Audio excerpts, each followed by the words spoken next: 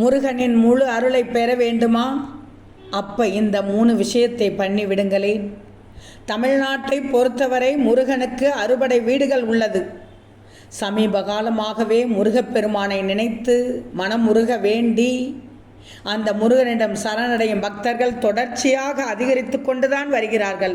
இப்படிப்பட்ட சூழ்நிலையில் ஒரு முறை அருணகிரிநாதரிடம் முருகப்பெருமானுக்கு எத்தனை நாமங்கள் உள்ளது என கேள்வி எழுப்பப்பட்டது.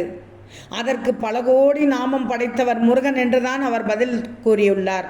அத்தகைய பல கோடி நாமங்களில் எதை சொன்னால் முருகனின் அருளை எளிதாக பெறலாம் என்று குழப்பம் பலருக்கும் இருக்கலாம். அதற்கு அருணகிரிநாதரிடம் மீண்டும் பக்தர்களுக்கு புரியும்படியான நாமத்தை பற்றி சொல்லுங்கள் என்று கேள்வி கேட்டுள்ளார்கள். இதன் மூலம் முருகன், குமரன், குகன் என்ற நாமத்தை சொல்லியுள்ளார்கள். அதுவும் எப்படி? இதன் மூலம் முருகனின் நாமங்களை சொல்லி உருகுதல் வேண்டும் என்பது அடிப்படை தத்துவம். முருகனுக்குரிய திருநாமங்களில் மிக பழமையானது முருகு என்பதுதான். வல்லினம், மெல்லினம், இடையினம் என 3 இனங்களிலிருந்து உருவானதுதான் தமிழ் என்ற வார்த்தை. அதேபோல் முருகு என்ற வார்த்தையும் 3 இனங்களிலிருந்து வந்ததுதான். எனவே முருகு என யாரெல்லாம் உருகுகிறார்களோ அவர்களுக்கு முருகனுடைய அருள் பரிபூர்ணமாக கிடைக்கும் என்பதுதான் நம்பிக்கை. நாம் ஒவ்வொருவரும் ஒவ்வொரு நொடியிலும் முருகா முருகா என்று சொல்லிக்கொண்டே இருந்தால் வாழ்க்கையில் இன்பங்கள் பெருகி துன்பங்கள் நீங்கும் என்பது ஐதீகமாக உள்ளது. வாய்ச்சொல்லாக இல்லாமல் மனமுருகி முருகனை அழைத்து உச்சரிக்க வேண்டும் என்பதுதான் இங்கு. முதல் நாமம் முருகன் என்றால் அடுத்ததாக 2வதாக உள்ள குமரன் என உச்சரிக்க வேண்டும்.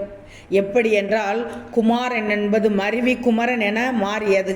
அதற்கு இளமையானவன் என்ற அர்த்தம். கூ என்றால் தேவையற்ற குப்பைகள் என்றும், மாறன் என்றால் அழிப்பவன் என்பதும் அர்த்தம். திருமூலர் மனம் செம்மையானால் மந்திரமே தேவையில்லை என்றுதான் சொல்லியிருக்கிறார். அதன்படி மனதில் இருக்கக்கூடிய அழுக்குகள் எல்லாம் நீங்குகிறதோ அப்போது இளமை உங்களை ஆட்கொள்ளும்.